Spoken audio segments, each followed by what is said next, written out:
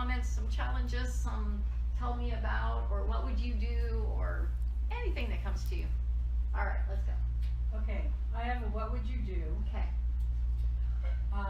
As you know, and some of you know, I'm a musician, so I've been encouraged to raise my rates so that, not necessarily higher than other musicians in the area, but just so that I'm getting paid for what I do, for what I do. So I had an audition recently for a Christmas party gig, and I gave her a discounted rate of $150 an hour, which is basically the going rate for most musicians. And this morning, before I came here, I got a rejection that I cost too much. And I thought, well, here's one hand, on one hand, somebody's telling me raise your rates, or at least here's what you should charge. And then I have someone else saying, after they've listened to other musicians and everything, that I'm too expensive. Okay, good. So my question for you is, where's the middle ground? How do you Great question. pricing? Great question. Great question. This is a big one for women, probably for men, but I work with women all the time.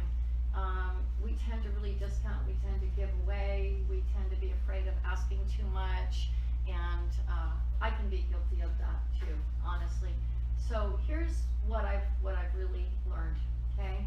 Most of that is in how your price is communicated. Price is totally relative, because it's just value. And I've learned that so many times. I can remember, and I'll tell you a tip on how to communicate it, but I can remember 30 years ago when I first got into direct selling, and people would tell me they couldn't afford the $1,200 entry package that it was for this Canadian company. And I used to say something, and this will put it in perspective for you, and I used to say, at that time I had a 560, you in cars, I had a 560 SEC Mercedes, brand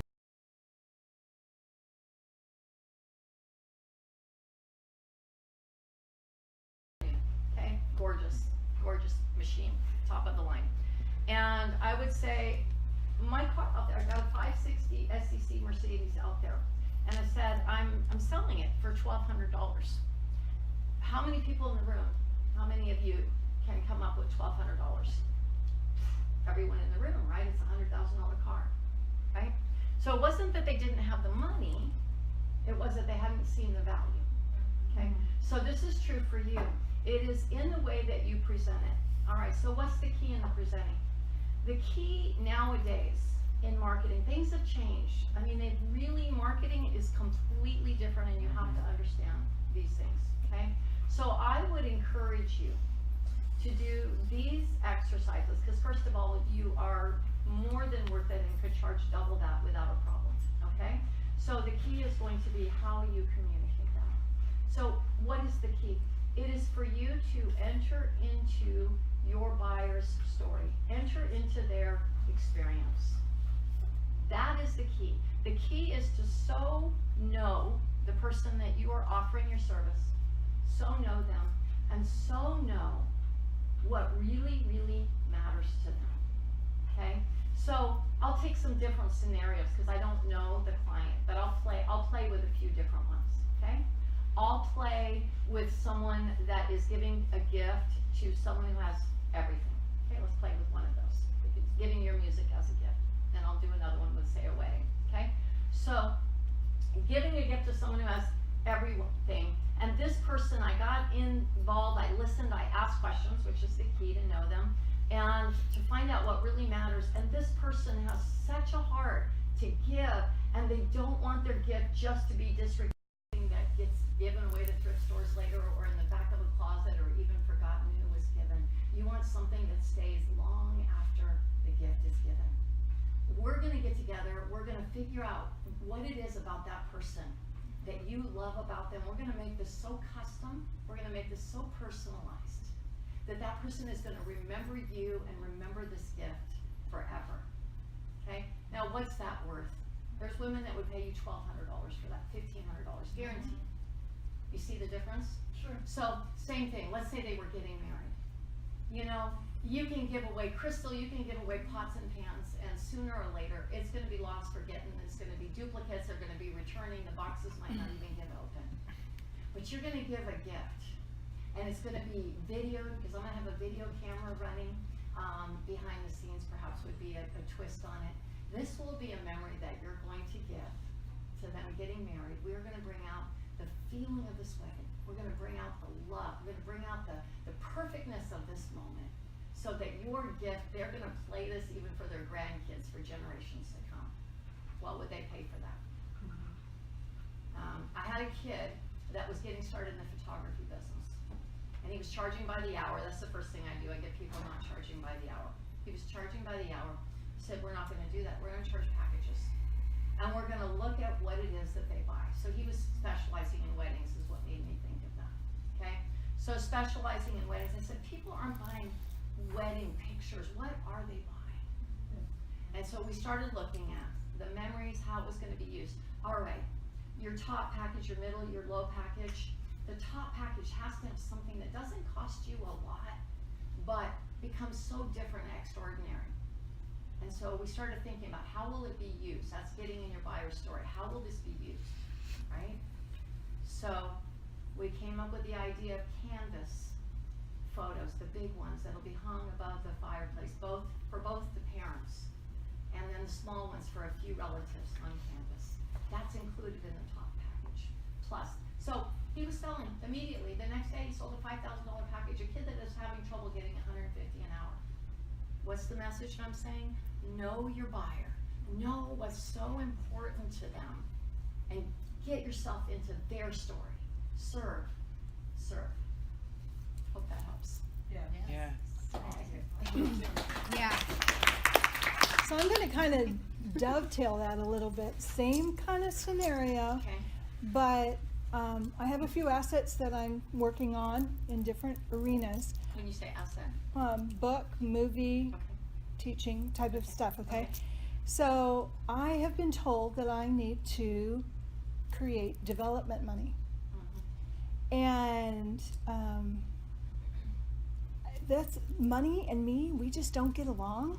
And so the idea of me developing money, so where she's asking for her service, I'm asking for, and I know about angel, or, I've been mentioned that, there's angel gifting and stuff.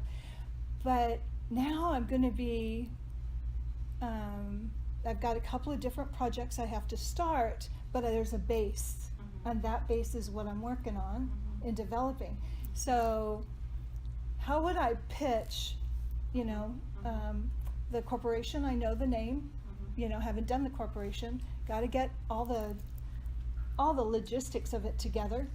And could I pitch it to where I want to have, the one thing I know about capital is nobody has enough, to really launch a business.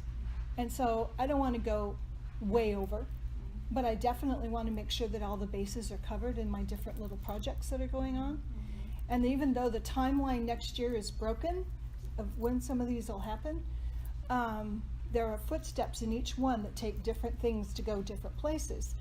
But so I want to raise about $25,000 just to get the foundation set up and the beginning role for like getting that agent for the script. And that takes a lot of marketing and a lot of, all this. And then there's the book and getting it printed. And then there's a teaching program that I have. So, and that's going to be a webinar. So that's going to take up some stuff. So your question is how to raise capital? Am I getting your question? I think correct? so. I just wondering, Okay. it's similar to that, but Okay. not, Okay. All right. Here's the cool thing. 30 years in business, I've started multi-million-dollar companies.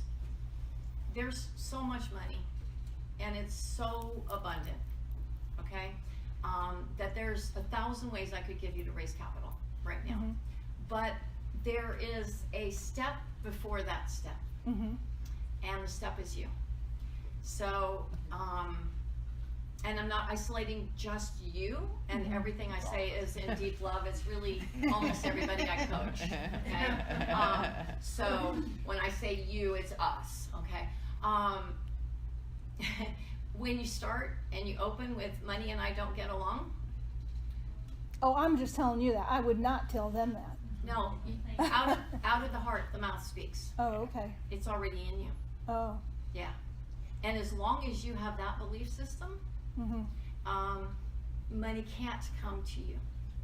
Okay. Okay? So the first thing is we need to deal with the relationship with money. And there's some old strongholds that get broken around that so that the flow can be opened. There's some old belief systems. That's where we start. Okay? Oh, good. Then once that's dealt with, because that's got to be first, it's amazing. I've experienced that for 30 years in the most unique ways. When I first got started in direct selling, some of you know the story, I started with a Canadian company over 30 years ago. And that's where I made my first 6-figure income, but it didn't start that way. I got started and I went very quickly to $2,200 a month, and then I flatlined. And it didn't matter how many presentations, how much follow-up, what I did, I could not break past 2,200, which interestingly enough, was also what I was making on my job. That's called a financial set point. We all have one. The place that we're comfortable receiving that it's still okay. And so what happens when I help women increase their income, I have to help them be comfortable to get past that set point, and you all have one. And until we get past that, it's amazing what comes out in coaching. So I had that. I was fortunate enough to go to my first coach 30 years ago.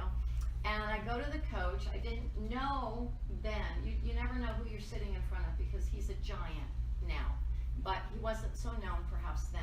And I sat down and I said, why will my checks, now those of you that have a keen ear will hear this, why will my checks never go above $2,200?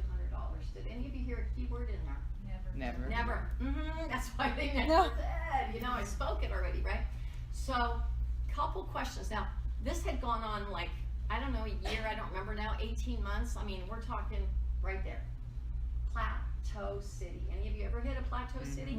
So, the next month, after a year, 18 months plateau, next month, right, it's 2,200. Next one, 3,150. Next one, 5,000. Next one, 7,500. Next one, 10,000, 12,000, 15,000. I had broken that. But we have to know what's going on. And it comes out, that really requires coaching, honestly. It takes a trained ear, okay? I had a client last week, and I asked her to do the Tournament of Desires. That's where I help a woman really get clear on what she truly desires in the 7 life accounts that she has. So she kept on saying, on the career one, she kept on saying, but I'm not materialistic. So she couldn't come up with more than 2, but I'm not materialistic. But I'm just not. And after about 5 times of hearing that, I'm like, you know what? We need to talk about this because God is materialistic. He created the material world. Yeah. So what is this? What are you saying when you say you're not materialistic? What does that mean? And she immediately, she says, I don't want to be like the people I grew up with, like my good friend. All he ever does is focus on material things, and he doesn't even take care of his family. He just focuses on his car and says, oh, are we in a little bit of judgment, are we? Yeah, because that which you judge, you keep away from, right? So in order to judge, you have to be superior. You have to assume that you know better how that person should be living their life than they are. And in that process, you're keeping it all from you. And the minute we broke that judgment, things could open up. And it comes from all different angles, okay? That's just one example. Others, it's how they're going to be judged. People won't love me when I have money. People will think I'm going to become greedy. I'm afraid of who I'll become if I have money. I'm afraid I'm going to become greedy. I'm afraid that people will judge me. That's another example. All this story that's going on here, you'll be able to work till the cows come home, and you're going to stay at that plateau until that gets broken. 30 years of coaching and mentoring, I just know that for a fact. The minute that gets broken, the income goes up. It's just a fact.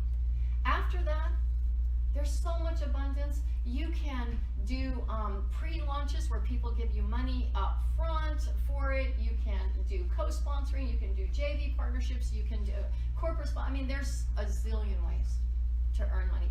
Money is on the streets. It's everywhere. It can be picked up. It is everywhere. There is so much abundance. But if we think there's lack, so be it. As a man thinketh in his heart, so it is. Yeah. Good word. Praise God. Awesome. Okay, one more. you do about the people that, myself, that feel like they have to have it like all figured out? You know, like the waiting, the